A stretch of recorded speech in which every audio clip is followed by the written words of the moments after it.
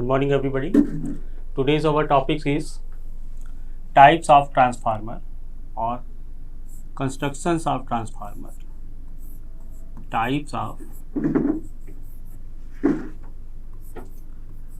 transformer.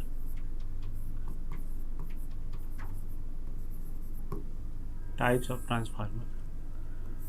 तो देखिएगा, there are most applicable transformer is a most applicable device in our daily scenario.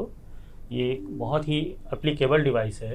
तो अगर मैं इसके टाइप्स ऑफ ट्रांसफार्मर की बात करूं कि कितने तरह के, तो देखिए ट्रांसफार्मर के लॉट्स ऑफ एप्लीकेशंस हैं.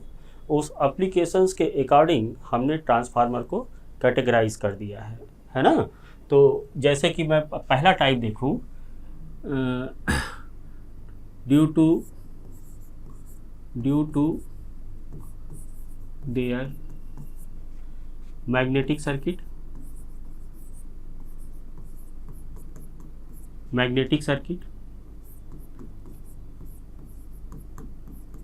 और इसमें हमने देखा था, जब मैं जनरल सिनेरियो आपको बता रहा था, तो जब मैग्नेटिक सर्किट को हम लोग डिस्कस किए थे तो उसमें मैंने बताया था कि सीरीज टाइप मैग्नेटिक सर्किट और पैरेलल टाइप मैग्नेटिक सर्किट. और मैंने आपसे कहा था कि सीरीज टाइप जो मैग्नेटिक सर्किट होता है वो कोर टाइप ट्रांसफार्मर को रिप्रेजेंट करता है, और पैरेलल टाइप मैग्नेटिक सर्किट जो होता है वो शेल टाइप ट्रांसफार्मर को रिप्रेजेंट करता है. तो इसका मतलब due to their magnetic criteria we can define the transformer as a core type transformer and shell type transformer.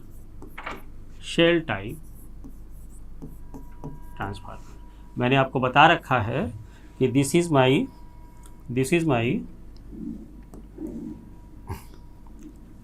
Series magnetic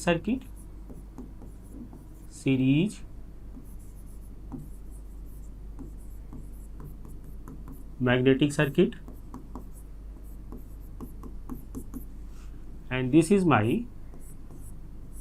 is the example of parallel magnetic circuit, है ना. अभी हम देखेंगे इसको डिटेल में कि कैसे ये हो जाता है. नेक्स्ट वन इज, अगर आप ट्रांसफार्मर को कैटेगराइज करें तो that is for transmission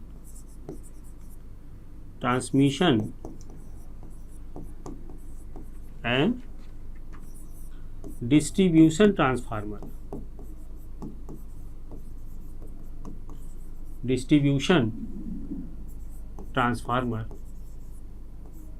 These kinds of transformer are used in transmission system और distribution system, है ना. बल्क पावर को ट्रांसमिट करना है, कोई टैपिंग नहीं कराना है, तो उस तरह के जो ट्रांसफार्मर यूज होंगे that is called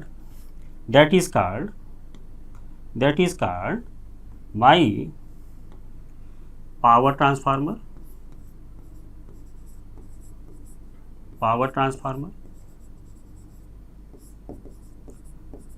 है ना. और जो डिस्ट्रीब्यूशन सब स्टेशन में जो हम ट्रांसफार्मर लगाते हैं, that kind of transformer is called my distribution transformer.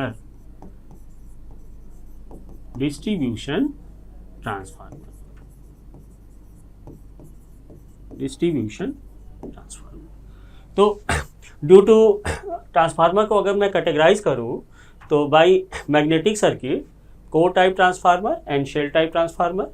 Similarly transmission and distribution transformer के लिए मैं पावर ट्रांसफार्मर यूज करूंगा और डिस्ट्रीब्यूशन ट्रांसफार्मर यूज करूंगा. There are minor differences between these two transformer. हम देखेंगे कि क्या इसमें भिन्नता है, उसका आकार कैसा होगा, कैसे उसमें डिफरेंसेस होंगे, है ना. कहाँ पे मैं डिस्ट्रीब्यूशन ट्रांसफार्मर लगाऊंगा, वो किस तरह का नेचर होगा उसका, उसी तरह ट्रांसमिशन पावर ट्रांसफार्मर का नेचर कैसा होगा, ये हम देखेंगे.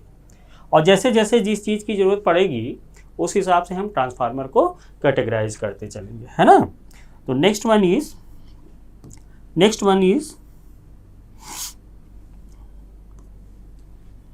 ट्रांसफार्मर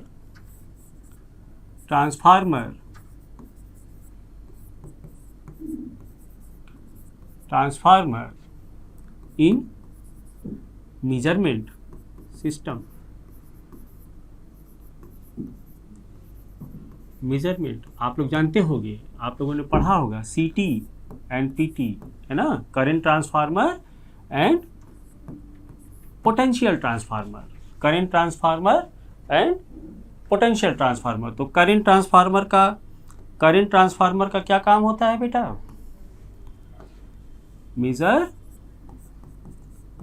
मेजर्ड हाई करंट, है ना, हाई करंट। और PT का क्या काम होता है? Measured high voltage, high current और हाई वोल्टेज को मेजरमेंट के लिए हम CT PT का यूज करते हैं। CT for current transformer, PT for potential transformer, you know very well, है ना। नेक्स्ट वन इज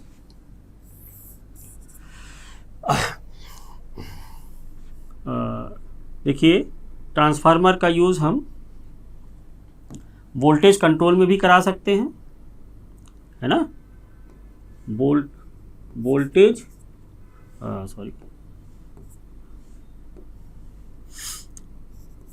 ट्रांसफार्मर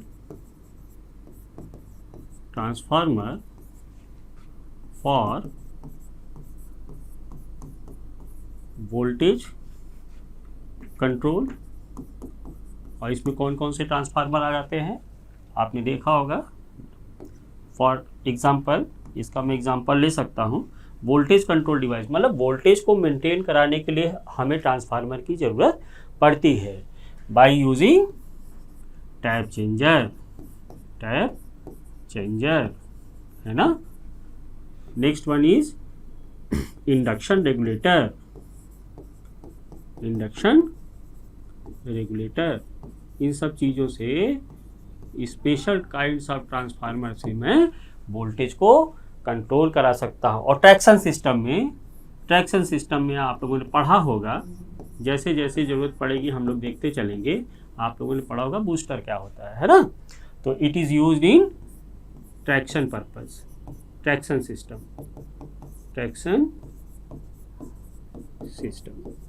है ना। उसी तरह आपका नेक्स्ट वन हो सकता है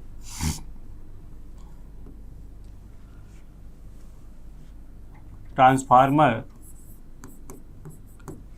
used for particular applications,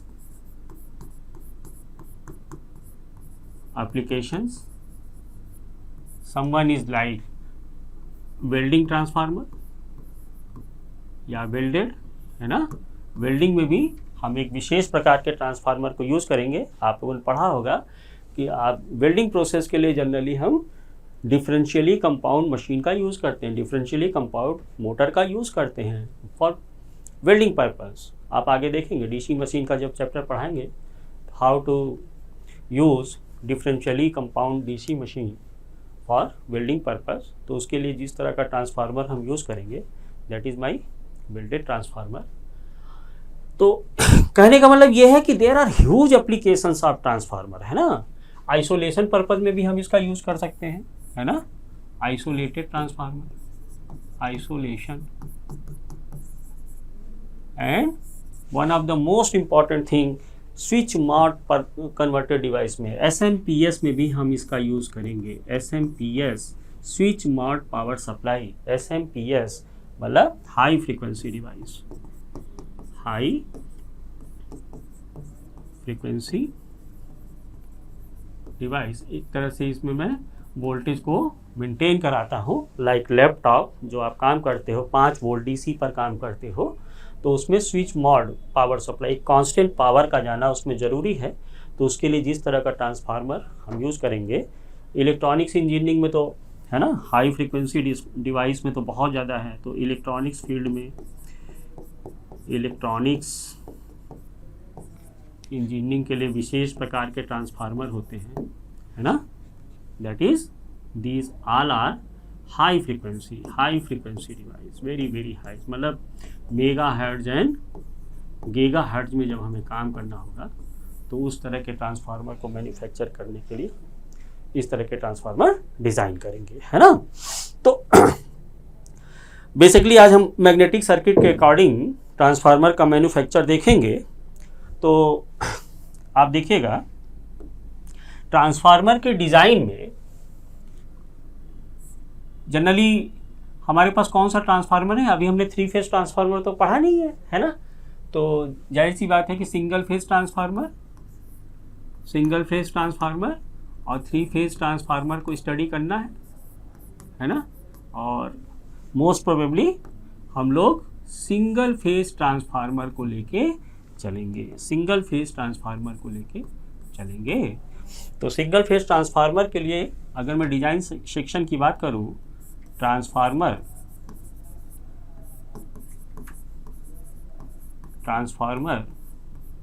design,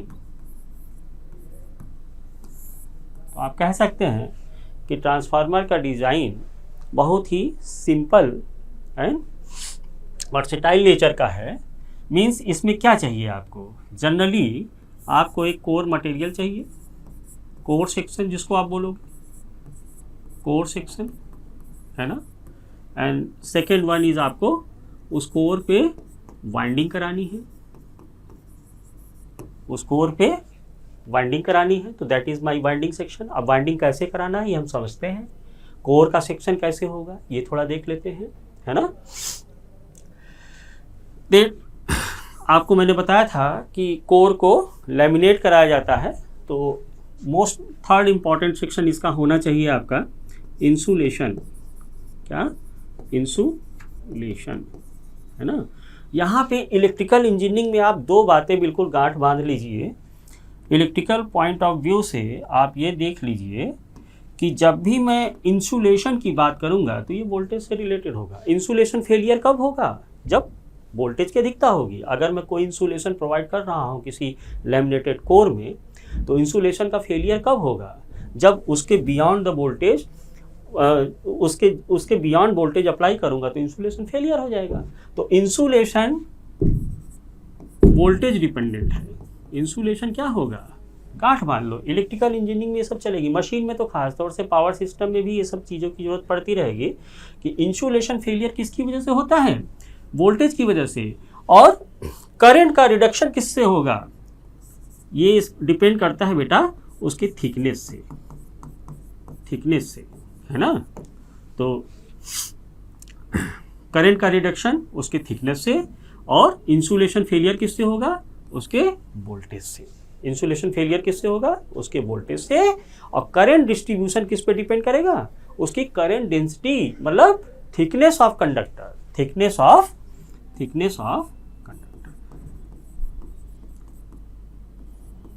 है ना, थिकनेस ऑफ कंडक्टर।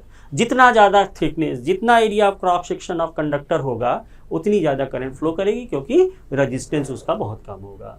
और जितना ज़्यादा वोल्टेज, उतने ही ज़्यादा इंसुलेशन फेलियर के चांसेस मेरे बढ़ जाएंगे। तो इंसुलेशन फेलियर वोल्टेज डिपेंडेंट है और thickness of conductor current dependent है, ये वाइंडिंग से रिलेटेड है ना। तो जनरली ट्रांसफार्मर में मेरे यही सब पार्ट होते हैं, core section, winding section, insulation. अब इंसुलेशन में मैं देखूंगा कि कैसे आगे एक एक टॉपिक इसको डिस्कस करेंगे। जैसे ट्रांसफार्मर आयल भी आ जाएगा इसमें, ट्रांसफार्मर ऑयल आ जाएगा, उसका कैरेक्टरिस्टिक्स देखेंगे। नेक्स्ट वन आपका क्या आएगा बेटा, कंजर्वेटर,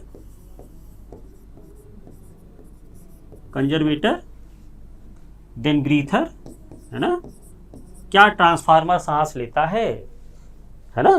तो ब्रीथिंग में कुछ ऐसा ही होगा, कुछ ऐसा ही होता है जैसे हम रेस्पिरेशन में करते हैं, सांस लेते हैं और सांस छोड़ते हैं।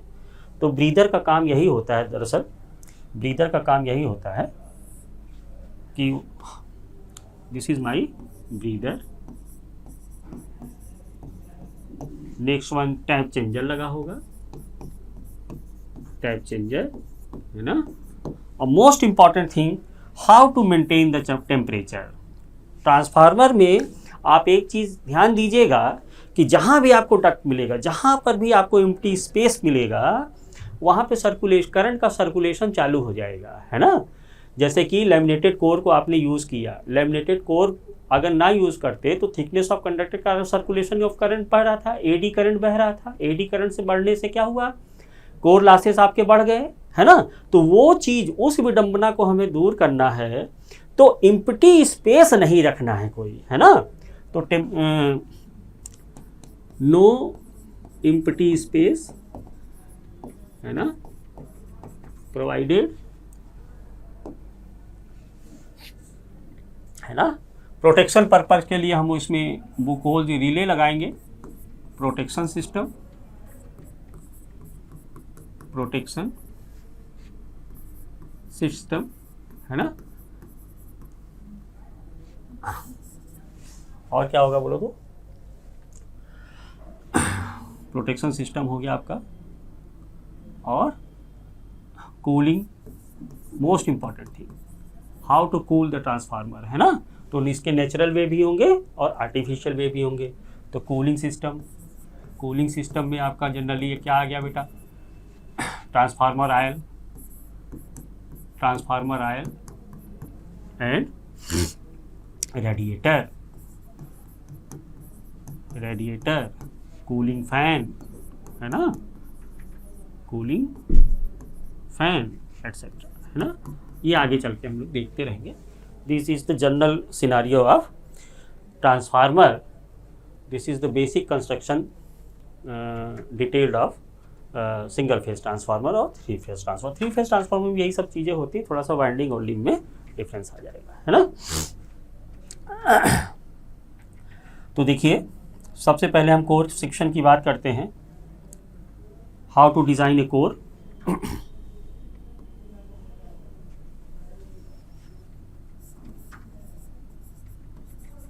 ट्रांसफार्मर कोर, है ना। और यू नो वेरी वेल कि कोर के डिज़ाइन के लिए हम एक हाई परमिएबिलिटी मटेरियल को यूज़ करेंगे। फेरोमैग्नेटिक मटेरियल के साथ साथ वो हाई परमिएबिलिटी टाइप का भी हो, यानी उसका म्यूआर क्या होना चाहिए, बहुत ज़्यादा होना चाहिए। तो we use in modern civilisation, we use silicon steel, है ना, सिलिकॉन स्टील। एक्चुअली जब ट्रांसफार्मर ओल्ड वे में, क्लासिकल वे में जब ट्रांसफार्मर की मैन्युफैक्चरिंग की गई, तो हम लोगों ने कास्ट स्टील को यूज़ किया, कास्ट स्टील। लेकिन हमने देखा कि there are several disadvantages of cast steel for manufacturing of machine design. तो जाहिर इन जनरल जितनी भी मशीन डिज़ाइनें होंगी ना बेटा, वो सिलिकॉन स्टील से होगा। Why silicon steel? तो कास्ट स्टील के बाद हमने स्टील को प्रीफर किया, स्टील को प्रीफर किया, देन सिलिकॉन स्टील आया। सिलिकॉन स्टील के बाद भी आज जो मॉडर्न टेक्नोलॉजी है, मॉडर्न टेक्नोलॉजी उसमें हम किसका यूज़ करते हैं बेटा, उसमें हम किसका यूज़ करते हैं कोर डिज़ाइनिंग के लिए? That is my CRGO, silicon steel. देखिए यहाँ अगर आप सिर्फ CRGO बोल देंगे तो काम नहीं चलेगा। CRGO सिलिकॉन स्टील, ये एक तरह का सिलिकॉन स्टील ही है बेटा, लेकिन CRGO टाइप का है। तो अब इसका कोर स्ट्रक्चर में देखेंगे कि व्हाट इज CRGO। इसका फुल फॉर्म होता है cold rolled grain oriented. Exam में कभी कभी पूछ लेता है छोटा question, cold rolled grain oriented silicon steel. ये एक तरह का सिलिकॉन स्टील ही है, लेकिन हमने उसमें ये फिजिकल फेनोमेना अप्लाई कर दिया है। कोल्ड रोल्ड ग्रेन, ग्रेन का मतलब क्या होता है? ग्रेन का मतलब जैसे टुकड़े, है ना। तो सिलिकॉन स्टील का कोई एक बॉडी स्ट्रक्चर होगा जिसको मैं ग्रेन से डिफाइन कर रहा हूँ, है ना, टुकड़ा। Grain oriented silicon steel. तो यहाँ पे पहला क्वेश्चन मेरे माइंड में आएगा बेटा कि why silicon steel? why silicon steel used for core design of transformer other than pure silicon pure steel, यानी कि हम सिलिकॉन स्टील का ही क्यों यूज कर रहे हैं? जब कास्ट आयरन से ये बेटर है तो हम स्टील को ही क्यों नहीं डिफाइन कर देते, है ना? तो ये सब क्वेश्चन मेरे, इसका जवाब लेने के लिए थोड़ा सा हम सिलिकॉन स्टील को देखें। प्रॉपर्टीज ऑफ सिलिकॉन स्टील क्या हुआ बेटा? देखिएगा, प्रॉपर्टीज ऑफ सिलिकॉन स्टील, देखिएगा, पहली तो प्रॉपर्टी ये हो गई कि it is a ferromagnetic material, है ना? It is a ferromagnetic material. Next one is high permeability, right? High permeability,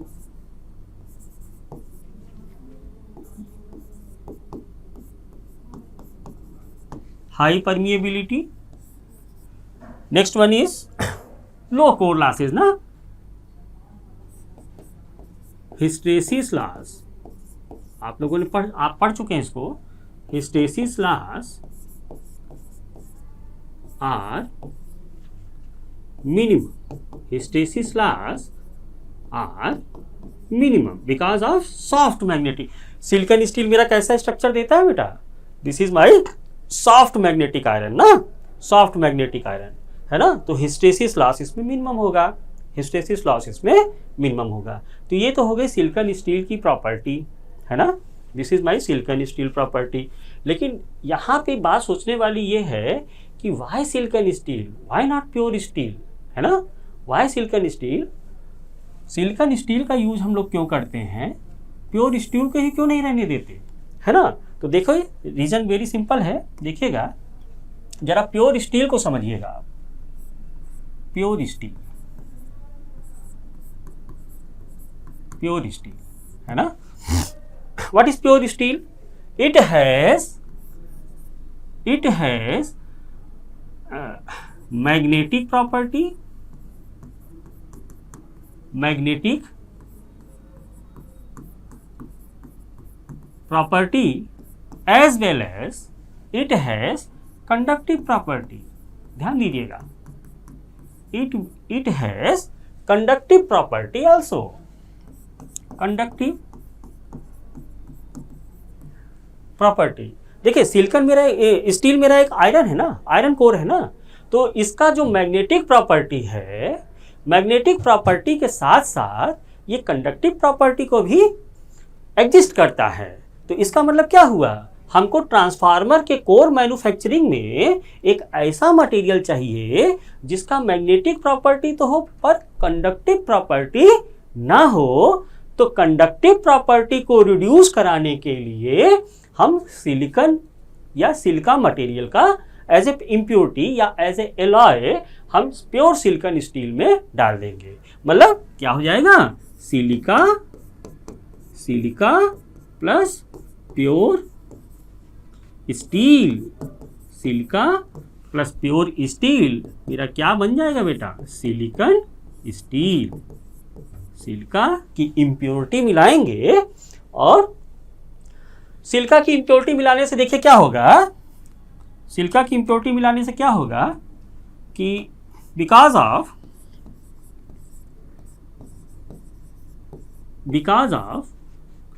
silica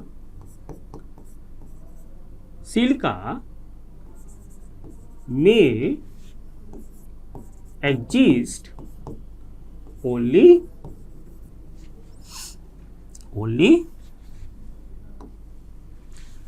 magnetic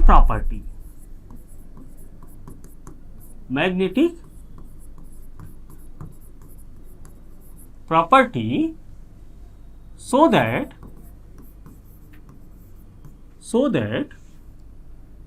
by mixing या allowing of silica into pure steel is क्या कर देगा बेटा, टू डिक्रीज conductivity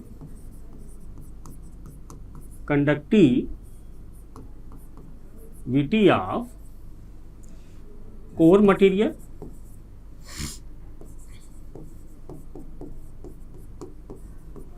और also ये क्या कर देगा बेटा, इंक्रीज relative permeability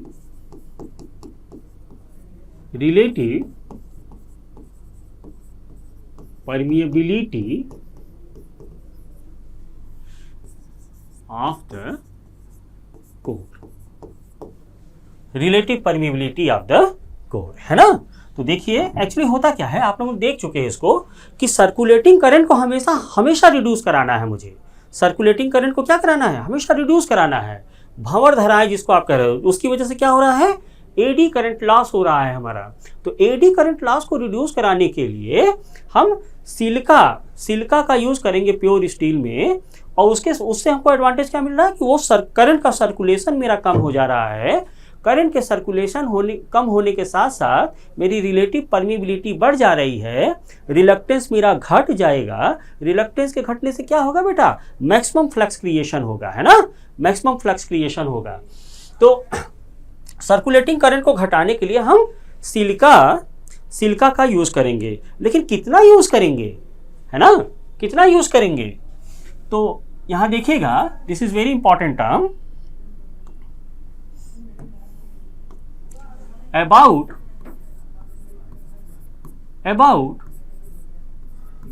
5 to 6%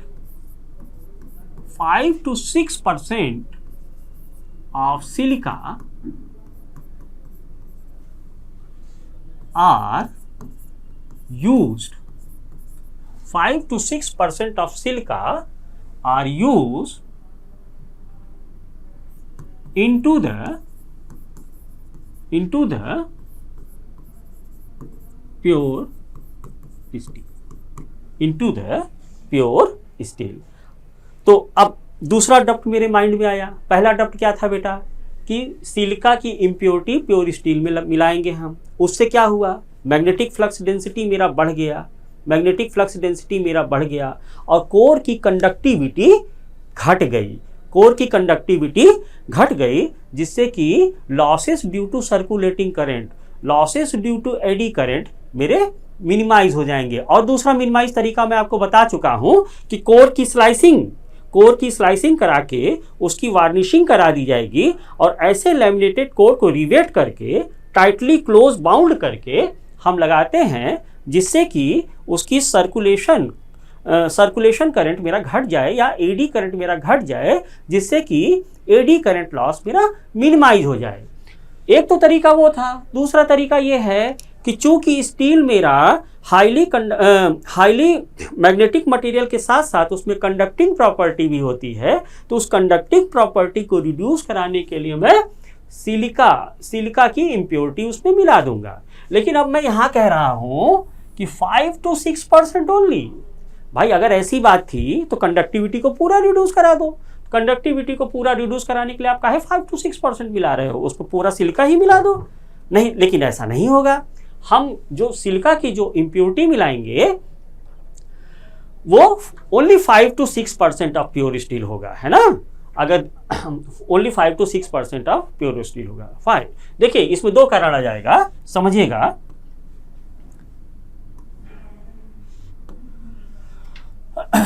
देखिए पहला तो कारण यह है कि transformer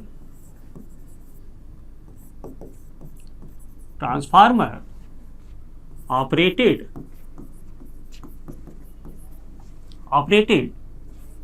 eight maximum flux density, okay, maximum flux density या मैक्सिमम फ्लक्स कह सकते हैं आप, मैक्सिमम फ्लक्स। अब यहां पर भी एक बात आ गई, देखिएगा वाई मैक्सिमम फ्लक्स। मैंने आपको बताया था कि जो कोर में फ्लक्स इंड्यूस होना चाहिए वो मैक्सिमम होना चाहिए, जो कोर में फ्लक्स इंड्यूस होना चाहिए वो मैक्सिमम होना चाहिए। मैक्सिमम फ्लक्स के हमारे क्या क्या क्राइटेरिया है, देखिएगा, अगर मैं फाई को मैक्सिमम फ्लक्स कहता हूं तो इसका मतलब ये कहाँ से मिलेगा बेटा, ये बीएम और उसके नेट क्रॉस एरिया से मिलेगा, उसके नेट क्रॉस एरिया से मिलेगा। अगर फाई एम की वैल्यू बहुत ज़्यादा है या बीएम की वैल्यू बहुत ज़्यादा है तो net area of cross section क्या होगा, कम होगा। Net area of cross section मेरा क्या होगा, कम होगा। ध्यान दीजिएगा यहाँ पे, वेरी इंपॉर्टेंट पॉइंट। अगर मैं मैक्सिमम फ्लक्स डिस्ट्रीब्यूशन को ट्रांसफार्मर के कोर में क्रिएट कराता हूँ तो फॉर मैक्सिमम फ्लक्स डेंसिटी और for maximum flux creation core का जो नेट एरिया होगा, अभी नेट एरिया और ग्रॉस एरिया की भी बात करेंगे, कोर का जो नेट एरिया होगा वो मेरा कम होगा। अगर कोर का मेरा नेट एरिया कम है तो इससे मुझे एडवांटेज क्या मिलेगा बेटा, ध्यान दीजिएगा, इससे मुझे एडवांटेज मिलेगा कि if net area is small, core का एरिया ऑफ क्रॉस सेक्शन अगर मेरा कम रहता है तो ट्रांसफार्मर का साइज भी रिड्यूस होगा, ट्रांसफार्मर का वेट भी रिड्यूस होगा, राइट, ट्रांसफार्मर का वेट भी रिड्यूस होगा। एंड जब इतनी सारी चीजें हैं, इतनी सारी चीजें मुझे कम लगानी पड़ेंगी तो जाहिर सी बात है कि एज ए इलेक्ट्रिकल इंजीनियर जो मेरे ट्रांसफार्मर का कॉस्ट होगा वो भी रिड्यूस होगा, है ना। तो transformer manufacture, transformer is a passive device, it just transform the power from one into another. Transformer को तो मैं इसीलिए यूज कर रहा हूँ ना, या तो वोल्टेज को स्टेप करना होगा कहीं पे, या तो मुझे वोल्टेज को स्टेप डाउन करना होगा। तो फॉर दिस पर्पस मैं क्यों चाहूंगा कि एक बल्कि ट्रांसफार्मर में बनाऊं, जितनी ज़्यादा से ज़्यादा संभावनाएं हो कि मैं उसको small in size, small in weight और स्मॉल, उसका कॉस्ट जितना कम से कम रहेगा उतना हमारे लिए बढ़िया रहेगा बेटा, है ना। तो एज ए इलेक्ट्रिकल इंजीनियर हमको इस चीज पे ज़्यादा फोकस करना चाहिए, कॉस्ट उसकी कम से कम में, minimum resources maximum output. Modi ji का यही कहना है, मिनिमम रिसोर्सेज मैक्सिमम आउटपुट, है ना। तो कॉस्ट भी डिफर करता है, तो कॉस्ट कम से कम रखने के लिए, साइज कम से कम रखने के लिए, वेट कम से कम रखने के लिए जो कोर में फ्लक्स क्रिएशन होना चाहिए वो मैक्सिमम पे होना चाहिए। तो जरा देखिएगा बेटा, मैंने कहा कि about 5 to 6% of silica are used into the pure steel. तो देखिए पहली तो प्रॉपर्टी ये हो गई कि मैक्सिमम फ्लक्स क्रिएट होना चाहिए, तो ये तो शो कर रहा है कि ज़्यादा से ज़्यादा स्टील होना चाहिए। लेकिन यहाँ प्रॉब्लम क्या क्रिएट हो जाएगा बेटा, प्रॉब्लम ये क्रिएट हो जाएगा, फर्स्ट थिंग इज दैट कि कोर मटेरियल की ब्रिटलनेस बढ़ जाएगी, कोर मटेरियल की ब्रिटलनेस बढ़ जाएगी, है ना। ब्रिटलनेस क्या होगा, यानी उसमें कोर में जो लचीलापन है वो कम हो जाएगा। अगर मैं ज़्यादा सिलिका यूज़ कर देता हूँ तो कोर जो है वो ब्रिटलनेस फॉर्म में आ जाएगा, मीन्स उसकी स्ट्रेंथ, मैकेनिकल स्ट्रेंथ जो है वो वीक हो जाएगी। इसलिए हम ज़्यादा सिलिका का यूज़ नहीं करेंगे, है ना। Only 5 to 6% of silica are use to alloy in pure steel. दूसरी प्रॉब्लम क्या आ जाएगी बेटा, दूसरी प्रॉब्लम क्या आ जाएगी बेटा, देखिए अगर आप सैचुरेशन कर्व से देखिए, this is my saturation curve for core material. तो सैचुरेशन कर्व उसका बीएच कर्व भी होता है। मैं पॉजिटिव कोऑर्डिनेट में मान लूं कि this is my BH curve, और बीएच कर्व जो है वो कुछ इस फॉर्म का होगा बेटा, बीएच कर्व मेरा कुछ इस फॉर्म का होगा। मैं पूरे लूप को कंसीडर नहीं कर रहा हूं, बीएच कर्व मेरा कुछ इस फॉर्म में होगा। और मैं ये चाहता हूं कि जो ट्रांसफार्मर मेरा ऑपरेट करे वो मैक्सिमम फ्लक्स डेंसिटी पर काम करे। तो जब ट्रांसफार्मर मेरा मैक्सिमम फ्लक्स डेंसिटी पर काम करेगा तो यानी कि उसका जो ये वैल्यू होगा, this is my phi I curve, और इसी को मैं BH कर्व भी बोलता हूं। इसी को मैं क्या बोलूंगा बेटा? BH कर्व भी बोलूंगा, है ना। तो जो ट्रांसफार्मर के लिए मैक्सिमम फ्लक्स डेंसिटी नेसेसरी है, मैक्सिमम फ्लक्स डेंसिटी होना चाहिए। तो फॉर मैक्सिमम फ्लक्स डेंसिटी मैं इसको कहीं इसके नी पॉइंट पर ऑपरेट कराऊंगा। BH कर्व से आपने देखा है कि डीप सैचुरेशन में कोई मतलब नहीं है, हीट लॉसेस मेरे बढ़ेंगे, है ना, ड्यू टू एक्सेस करंट। और मैं इस नी पॉइंट से नीचे जाऊंगा तो फ्लक्स डेंसिटी की वैल्यू भी मेरी कम होगी बेटा। तो मेरा क्राइटेरिया ये होगा कि जो for maximum flux distribution transformer जो मेरा वर्क करे वो कहीं नी पॉइंट के लमसम इधर उधर होना चाहिए, है ना। लेकिन हो क्या रहा है कि अगर मैं सिलिकॉन स्टील की इम्प्योरिटी बनाऊंगा तो BM मेरा बढ़ जाएगा बेटा, BM मेरा बढ़ रहा है। तो नी पॉइंट पे ये काम करने के बजाय अब ये कहाँ चला जाएगा बेटा? It goes through deep saturation level, है ना, डीप सैचुरेशन लेवल। तो मैं ट्रांसफार्मर की जो मैन्युफैक्चरिंग करूंगा सिलिकॉन इम्प्योरिटी 5 से 6% से ज्यादा मैं नहीं मिलाऊंगा। क्यों? क्योंकि उससे ब्रिटलनेस बढ़ जाएगी और ट्रांसफार्मर मेरा डीप सैचुरेशन में चला जाएगा, है ना। उसको भी मुझे अवॉइड करना है। तो उसको अवॉइड कराने के लिए जो सिलिका की इम्प्योरिटी मिलाएंगे हम, वो 5 से 6% से ज्यादा नहीं मिलेंगे। इसके एडवांटेज क्या है बेटा? कि जो कोर का मेरा कंडक्टिविटी है उसको मैं रिड्यूस करा दूंगा, राइट। चलिए दूसरा देखिएगा। अच्छा, अब इससे भी एडवांस देखिए, जो आजकल मॉडर्न टेक्नोलॉजी है उसमें ट्रांसफार्मर में जो वाइंडिंग लॉस, कोर लॉस है वो बहुत कम से कम है, ठीक ना। कम से कम वाइंडिंग लॉस और कोर लॉस मेरे मन में, यानी आयरन लॉस और कॉपर लॉस, इसी को आगे मैं चल के फिक्स लॉस और वेरिएबल लॉस भी बोलूंगा। तो ये मेरे कम से कम होने चाहिए। एंड वी आर लकी कि जो ट्रांसफार्मर की मैन्युफैक्चरिंग डिज़ाइन है वो बहुत, उसमें लॉसेस बहुत कम है बेटा। एक्चुअली ट्रांसफार्मर अगर 98% से कम एफिशिएंट हुआ तो ट्रांसफार्मर बनाने का कोई मतलब नहीं हुआ। Today in modern technology we have assured that 99.99% efficient transformer is available in the market, है ना। तो ये सब पॉसिबिलिटीज बन रही हैं कि एक दिन ऐसा आएगा कि 100% एफिशिएंट ट्रांसफार्मर भी बन के तैयार हो जाएगा, थैंक्स टू सुपर कंडक्टिविटी, है ना। सुपर कंडक्टिविटी पे काम चल रहा है ना। तो ये चीजें जो बढ़ती चली गई, तो मॉडर्न टेक्नोलॉजी में we prefer CRGO silicon steel. देखिए इसके आगे एग्जाम में अगर आप क्वेश्चन आ गया, अगर उसमें एक जैसे क्वेश्चन पूछ दिया कि transformer core is designed from, है ना, और पहला ऑप्शन दे दिया आपको सिलिकॉन, दूसरा ऑप्शन दे दिया सिलिकॉन स्टील, है ना, सिलिकॉन स्टील, तीसरा ऑप्शन आपको दे दिया CRGO, है ना, और फोर्थ ऑप्शन आपको दे दिया suppose that CRGO silicon steel, है ना, CRGO silicon steel for modern. Actually ये सिलिकॉन स्टील तो होता ही है, लेकिन मॉडर्न टेक्नोलॉजी में इसका अगर आपको एक्यूरेट आंसर लगाना पड़े तो देखिएगा मेरा बताने का तरीका ये है कि CRGO आप नहीं कहेंगे, इसका राइट आंसर क्या होगा बेटा?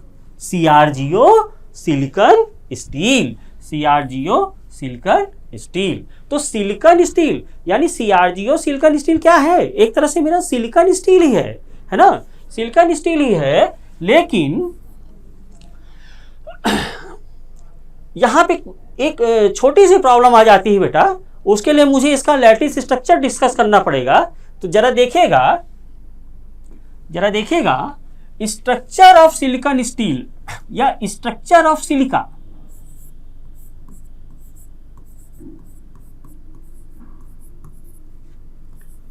Structure of silica.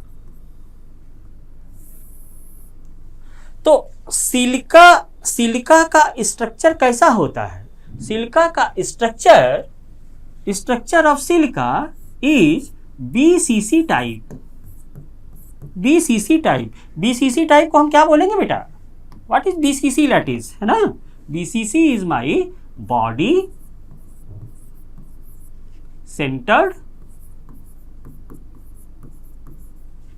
Cubic lattice. क्या मतलब हुआ है इसका? देखेंगे, जो सिलिका का स्ट्रक्चर होता है वो बेटा बीसीसी, अगर एग्जाम में क्वेश्चन आ जाए what is the structure of silica, तो सिलिका का जो स्ट्रक्चर होगा वो बीसीसी टाइप का होगा, बॉडी सेंटर्ड क्यूबिक लैटिस। और इसी लैटिस को मैं क्या बोलता हूं बेटा? ध्यान दीजिएगा, इसी को तो मैं ग्रेन बोल रहा हूं, है ना? तो ग्रेन कुछ नहीं है, सिलिका देखिए हमारे बॉडी में कई पार्ट्स हैं, कई ऊतक हैं, है ना? तो उसमें से एक पॉइंट, एक एटम, है ना, या एक अणु या परमाणु को मैं निकाल दूं तो वही तो मेरा ग्रेन होगा। तो कहने का मतलब ये है कि बीसीसी, जो सिलिका का स्ट्रक्चर है वो बीसीसी टाइप है, ये कई बीसीसी कणों से मिलकर बना है, दैट इज कॉल्ड ग्रेन। अच्छा, बीसीसी का स्ट्रक्चर कैसा होता है? देखिएगा, structure of BCC, it is just like an, देखिएगा, it is just like a cubical shape. It is just like a cubical shape. This is my BCC lattice. Cubical shape में होगा। और देखिएगा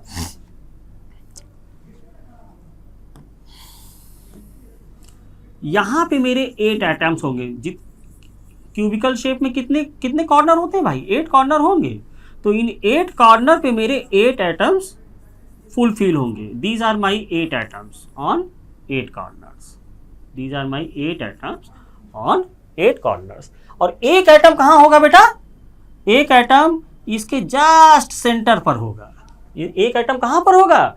इसके जस्ट सेंटर पर होगा। ध्यान दीजिएगा, यहाँ पे जो मैं कह रहा हूं कि स्ट्रक्चर ऑफ सिलिका का जो स्ट्रक्चर है वो बीसीसी टाइप का है। अब बीसीसी टाइप जो क्रिस्टल स्ट्रक्चर होता है उसका नेचर कुछ ऐसा होगा बेटा कि it is cubical in shape, और इसमें क्या होंगे? 8 एटम्स इसके 8 कॉर्नर पे सिचुएटेड होगा, और एक एटम कहां पर होगा बेटा? सेंटर पे होगा। तो देखिए होता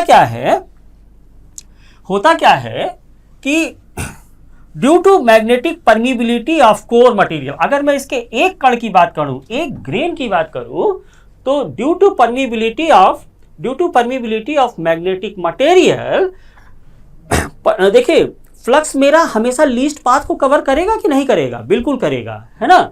तो जहां पे परमिबिलिटी बहुत ज्यादा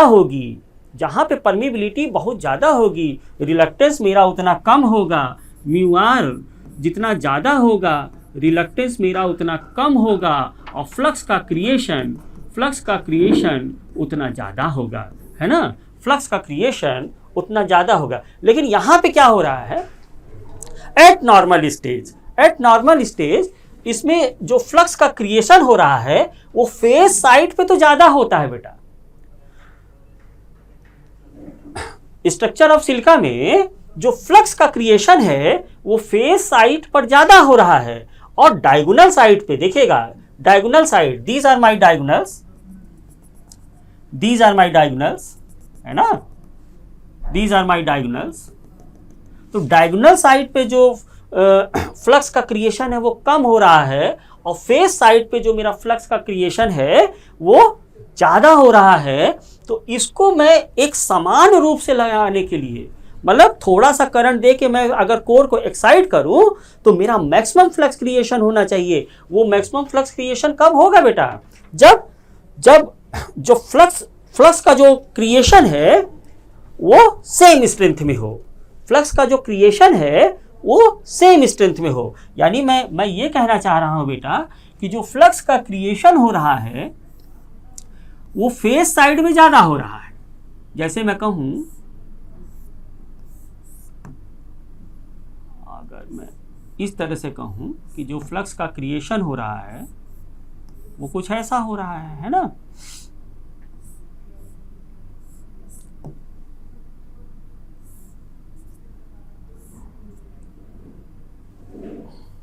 देखिएगा।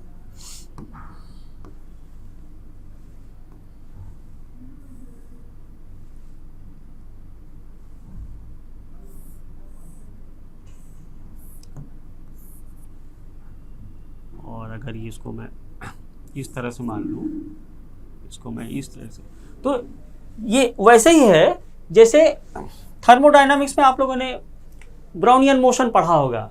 तो जो फ्लक्स का क्रिएशन है, मैं क्या कह रहा हूं, जो फ्लक्स का क्रिएशन है,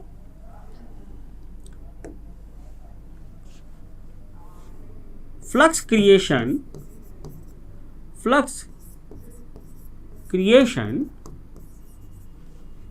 is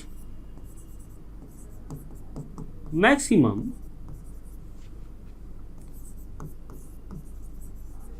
along the core surface and is minimum along the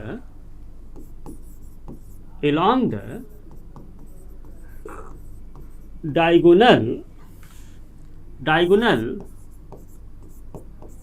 surface of cubical BCC lattice of silicon steel, है ना। अब इसको मुझे क्या करना है बेटा, इसको मुझे क्या करना है, मुझे, अच्छा इसका रीजन बहुत सिंपल है बेटा।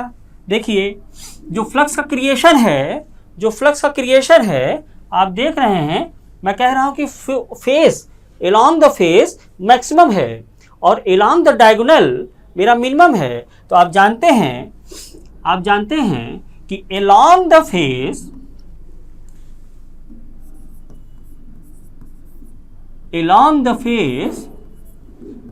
लेंथ इज लार्जर, है ना। सॉरी, along द फेस क्या होगा, देखिएगा,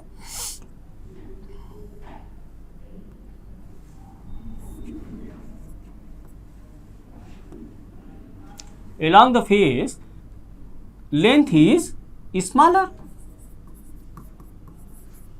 and along the diagonal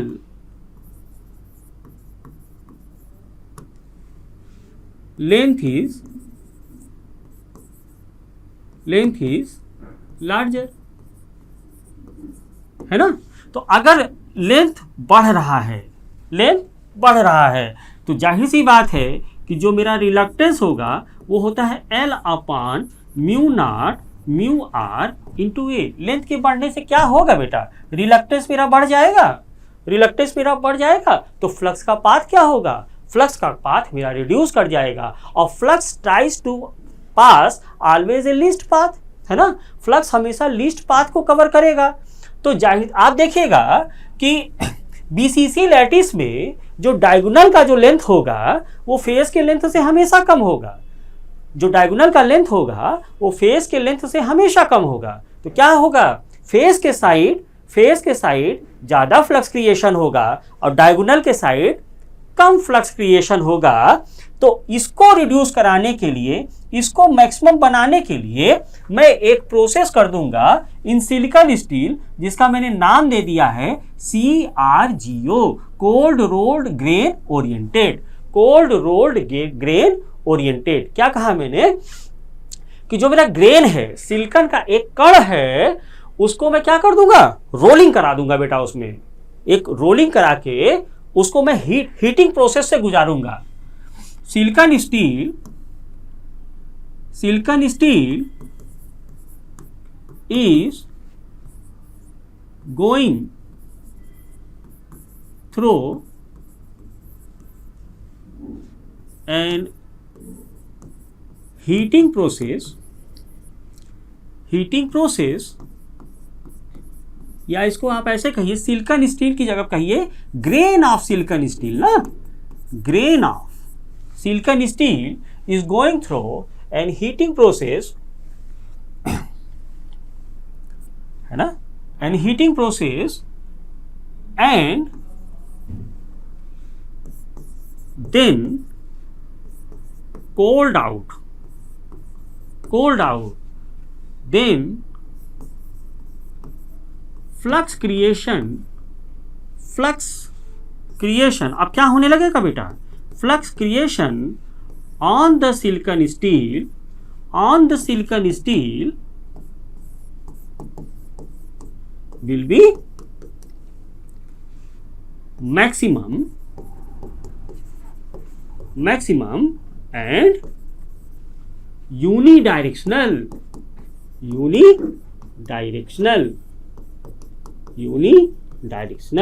अभी तक जो कोर का क्रिएशन हो रहा था वो डिफरेंट डायरेक्शन में हो रहा था, लेकिन जब मैं सिलिकॉन स्टील को इस प्रोसेस से गुजारूंगा, ग्रेन ऑफ सिलिकॉन स्टील को मैं क्या करूंगा, हीट करके उसको रोल्ड आउट कर दूंगा, जैसे रोटी बेली जाती है ना, जैसे रोटी बनाते हैं, तो उस प्रोसेस से गुजार के फिर मैं उसको ठंडा करूंगा, तो अब जो मैक्सिमम फ्लक्स क्रिएशन होगा वो यूनिडायरेक्शनल हो जाएगा।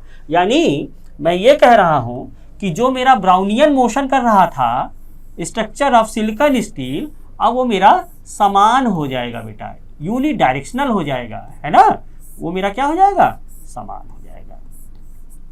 तो मतलब समझ में आया आपके, why we use CRGO steel, why we use silicon steel, and why impurity of 5 to 6% are mixed up in pure steel material, इन सब के रीजन यही है। तो अब इसी सिलिकॉन स्ट्रक्चर को जिसमें कि मैक्सिमम फ्लक्स क्रिएशन हुआ, मैक्सिमम फ्लक्स क्रिएशन होने के लिए मैंने उसको एक प्रोसेस से गुजारा जिसको मैं बोल रहा हूँ कोल्ड रोल्ड ग्रेन ओरिएंटेड, है ना। जैसे भी RMS वैल्यू आप लोग निकालते तो सबसे पहले क्या करते हो, RMS वैल्यू, है ना, RMS वैल्यू निकालते हो, रूट मीन स्क्वायर, है ना।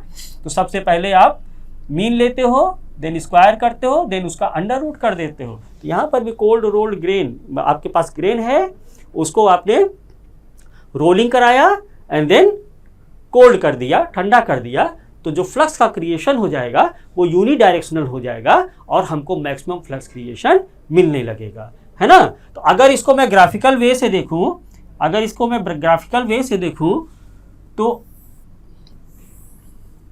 फॉर कास्ट आयरन जो मुझे इतना मिल रहा था, सिलिकॉन स्टील मुझे कुछ ज़्यादा मिलेगा, और this is for CRGO steel and this is for silicon steel, है ना, और this is for cast iron, है ना। सिलिकॉन स्टील में जो आपकी जो X की जो वैल्यू आई थी, याद करो बेटा, वो 1.6 आई थी ना। सिलिकॉन स्टील के केस में कितना आया था, X की जो वैल्यू आई थी, BM स्टीटमेंट कांस्टेंट की जो वैल्यू आई थी 1.6 आई थी। और जो मैक्सिमम फ्लक्स क्रिएशन होता है ट्रांसफार्मर में, ध्यान दीजिएगा, जो maximum flux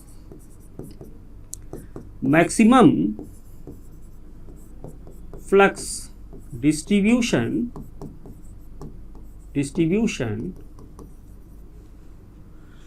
is obtained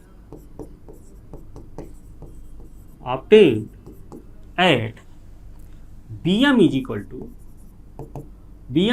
to 1.6 to 2.0 Tesla, 1.6 to 2.0 Tesla. कहने का मतलब ये है कि अगर मैं ट्रांसफार्मर को वर्क कराऊंगा तो उसको इस फ्लक्स डेंसिटी के रेंज में मैं रखूंगा, उसको इस फ्लक्स मैक्सिमम फ्लक्स क्रिएशन इस रेंज में मैं रखूंगा, तो मैक्सिमम फ्लक्स क्रिएशन क्रिएट होगा और ट्रांसफार्मर मेरा मैक्सिमम फ्लक्स पे ऑपरेट होगा, जिससे कि साइज वेट एंड कॉस्ट मेरा कम से कम लगेगा, है ना, साइज वेट एंड कॉस्ट मेरा कम से कम लगेगा।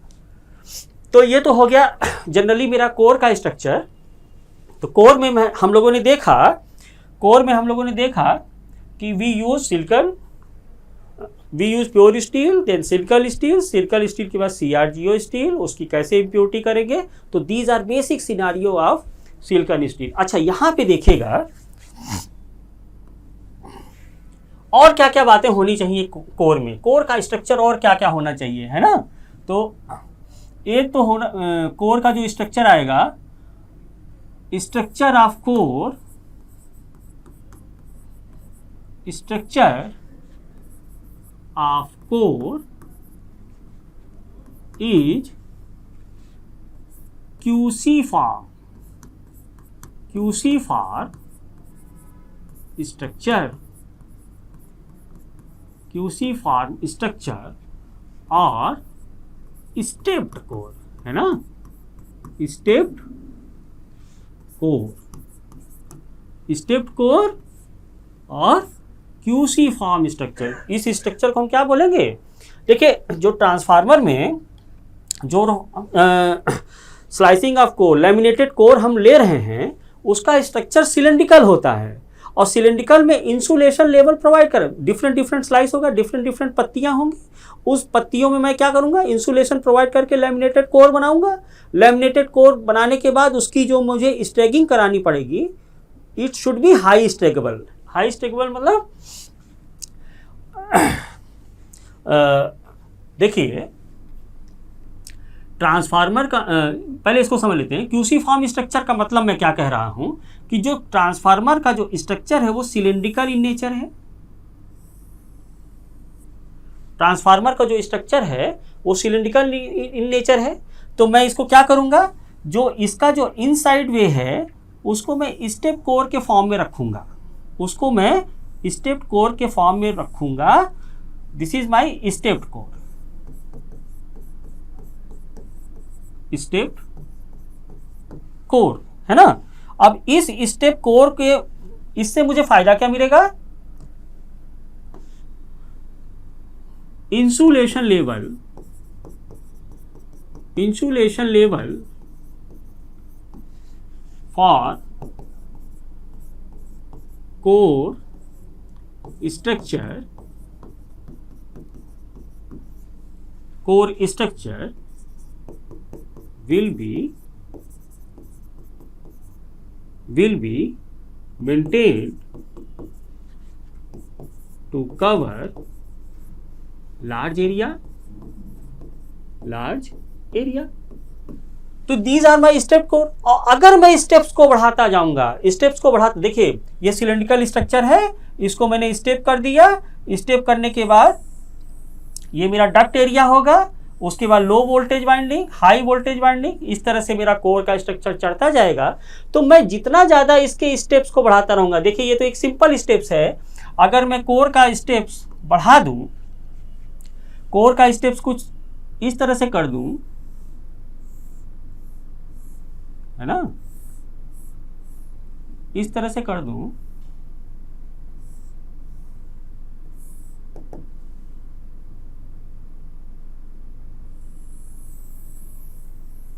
इस तरह से कर दूं, ये थोड़ा गड़बड़ हो गया, देखिएगा.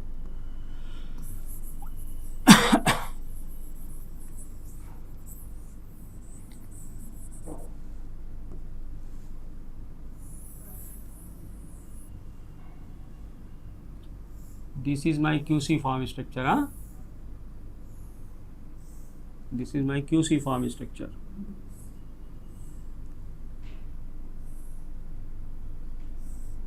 कुछ इस तरह से बेटा. तो देखिए ये एरिया मेरा कटिंग हो गया ना, ये एरिया मेरा बच गया ना. तो इसे more insulation we can provide for a large area, है ना. तो वी यूज क्या होगा? We use stepped core, stepped core और क्या होगा बेटा? Cruciform, cruciform structure to cover large cylindrical area, है ना, cylindrical area of the core, area of the core. यानी कि मैं जितना ज्यादा इसके स्टेप्स को बढ़ाता जाऊंगा, है ना. आप इसके स्टेप्स को ऐसे भी बढ़ा सकते हैं, आप इसके स्टेप्स को और ज्यादा बढ़ा सकते हैं. 2 स्टेप्स कर दीजिए, 2 स्टेप्स कर दीजिए इस तरह से, है ना.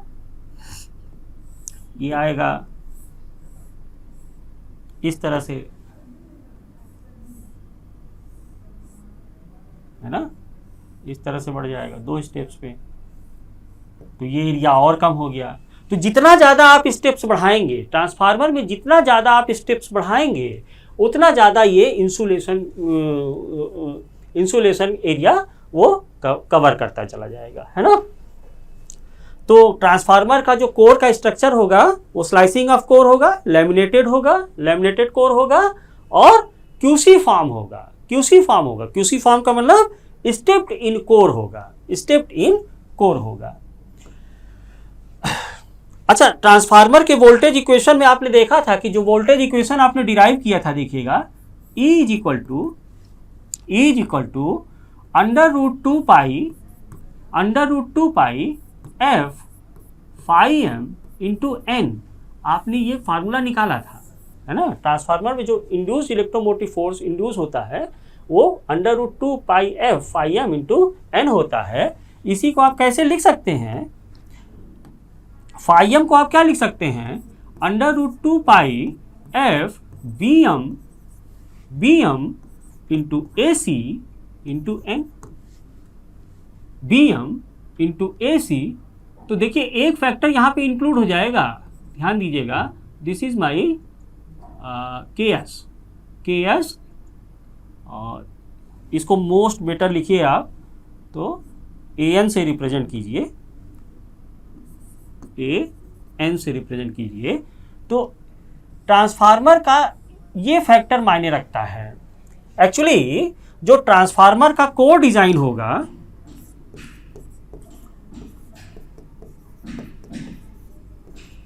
ट्रांसफार्मर का जो कोर डिजाइन होगा वो कोर डिजाइन किस पर डिपेंड कर रहा है। देखिए, एक तो हमको ट्रांसफार्मर के वर्किंग प्रिंसिपल में हमको कौन सा फ्लक्स चाहिए, वो फ्लक्स चाहिए जो कोर पे इंक्लूड हो रहा है। हमको लीकेज फ्लक्स तो नहीं चाहिए, नहीं, लीकेज फ्लक्स हमको मिलेगा भी नहीं। दूसरा, जो ट्रांसफार्मर के लैमिनेशन में हम इंसुलेशन प्रोवाइड कर रहे हैं, इंसुलेशन में तो कोर क्रिएट होगा नहीं, है ना, इंसुलेशन में तो फ्लक्स क्रिएट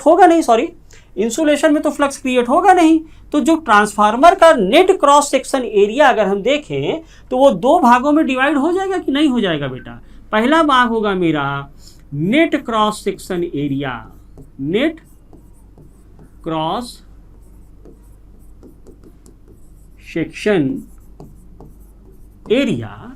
एंड दूसरा जो पार्ट होगा उसको मैं बोलूंगा ग्रॉस एरिया।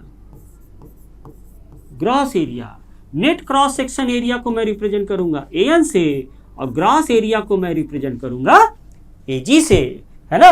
तो ग्रॉस एरिया क्या हुआ बेटा, देखिएगा, what is gross area, AG is equal to area of cross section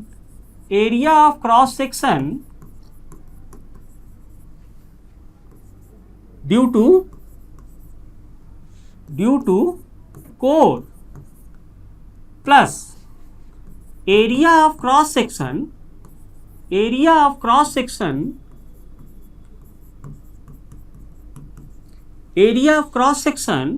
due to insulation provided, है ना, इंसुलेशन। और नेट कोर एरिया क्या है मेरा बेटा, the area of cross section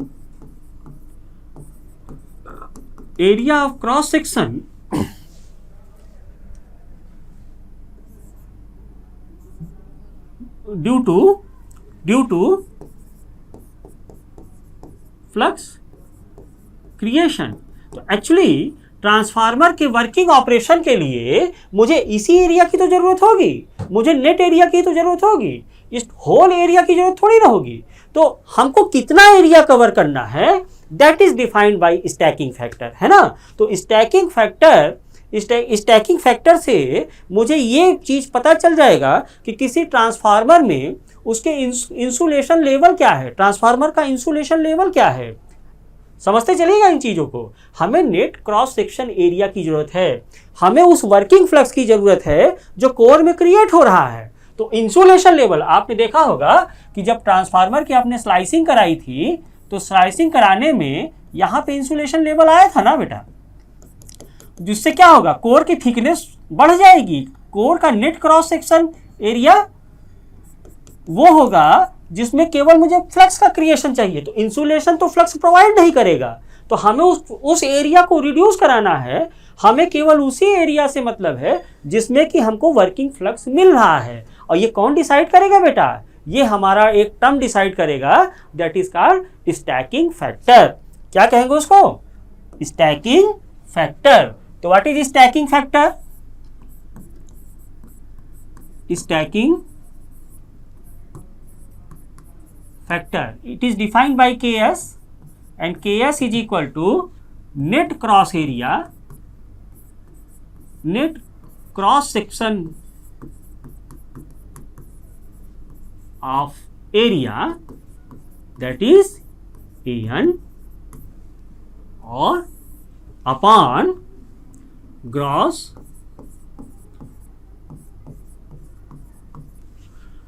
cross section of area, that is denoted by Ag।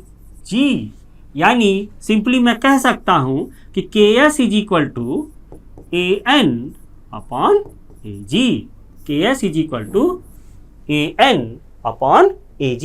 यानी अब मुझे कौन सा एरिया चाहिए बेटा, ये वाला एरिया चाहिए, दिस एरिया भी ऑब्टेन। यानी ट्रांसफार्मर जो वर्क करेगा वो नेट एरिया पे वर्क करेगा, ग्रॉस एरिया पे वर्क नहीं करेगा। और आप देख रहे हैं कि जो नेट एरिया है वो ग्रॉस एरिया से हमेशा कम होगा। देयरफॉर जो स्टैकिंग फैक्टर की जो वैल्यू होगी वो ऑलवेज 1 से कम होगी। Ks is always less than 1, Ks is always less than 1। तो Ks is always less than 1, यानी Ks की वैल्यू जितना अगर मान लीजिए ज़्यादा होगी तो जाहिर सी बात है कि Ag ग्रॉस कोर एरिया उसका क्या होगा, कम होगा। तो ग्रॉस कोर एरिया अगर उसका कम होगा मीन्स उसमें हमने लेस इंसुलेशन प्रोवाइड कराया है, और उसका नेट क्रॉस एरिया क्या होगा बेटा, ज़्यादा होगा। तो K की वैल्यू हमें क्या करना है, K की वैल्यू को ज़्यादा से ज़्यादा रखना है, लेकिन ये 1 से ज़्यादा तो हो ही नहीं सकता और 1 के इक्वल भी नहीं होगा। अगर 1 के इक्वल है तो तब तो वो मोर थिकनेस हो जाएगा, है ना। तो K की वैल्यू को ज़्यादा से ज़्यादा रखना है, ऐसा रखना है कि नेट एरिया मुझे ज़्यादा से ज़्यादा मिले। Net area is that area where maximum flux is created on the core, और gross area is the combination of insulation part and core part, है ना। तो ये डिसाइड कौन करेगा बेटा, this is decide by my stacking factor. तो so bye जो ट्रांसफार्मर का जो इंड्यूस्ड इलेक्ट्रोमोटिव फोर्स आता है that is equal to V1 is equal it is approximately equal to E1, है ना, आप लोगों ने देखा है। तो ये किसके बराबर आएगा बेटा, 4.44 F, और फाई एम को आपने BM, तो BM की वैल्यू क्या आ जाएगी बेटा, Ks An into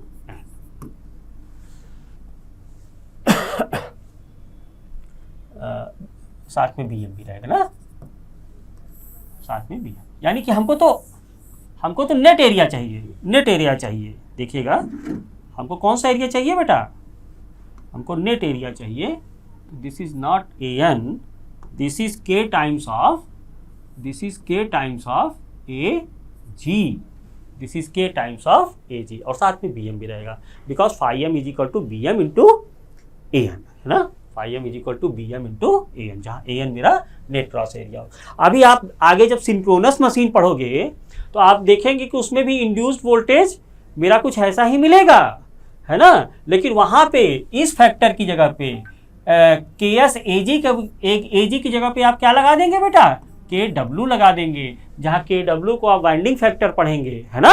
winding factor is the multiplication of pitch factor and Kd, है ना, डिस्ट्रीब्यूशन फैक्टर, है ना। तो वाइंडिंग सेम इक्वेशन होगी। सिंक्रोनस मशीन जब आप पढ़ेंगे तो सिंक्रोनस मशीन में सेम इक्वेशन होगी, ये वोल्टेज टर्म को डिफाइन करता है, लेकिन यहाँ पे जो वोल्टेज टर्म होगा ट्रांसफार्मर के लिए वो उसका स्टैकिंग फैक्टर डिफाइन करेगा, और जो सिंक्रोनस मशीन में आप बात करेंगे तो वो उसका वाइंडिंग फैक्टर डिसाइड करेगा, यानी कि उसका पिच फैक्टर कितना है और डिस्ट्रीब्यूशन फैक्टर कितना है ना। इन सारी प्रक्रियाओं के बाद ये जितने भी स्लाइस ऑफ कोर हैं उसको मैं रिवेटेड करा के टाइटली क्लोज करा के और मैं क्या कर दूंगा, कोर डिजाइन कर दूंगा। तो ऐसे कोर को मैं क्या बोलता हूं बेटा, बंच्ड कोर है ना। बंच्ड का मतलब हुआ बेटा एक के ऊपर एक, है ना। जैसे आप लोगों ने बंच टाइप बेड देखे होंगे, है ना, हॉस्टल्स वगैरह में रखे होते हैं बेटा। जैसे एक लेयर, दो लेयर, स्टूडेंट्स मतलब first layer, second layer, third layer, एक ही चारपाई में कई लेयर बना दिए जाते हैं ना, तो दैट इज कॉल्ड बंच्ड लेयर, है ना, बंच्ड कोर, है ना। तो बंच्ड कोर को मैं इस तरह से डिजाइन करा दूंगा।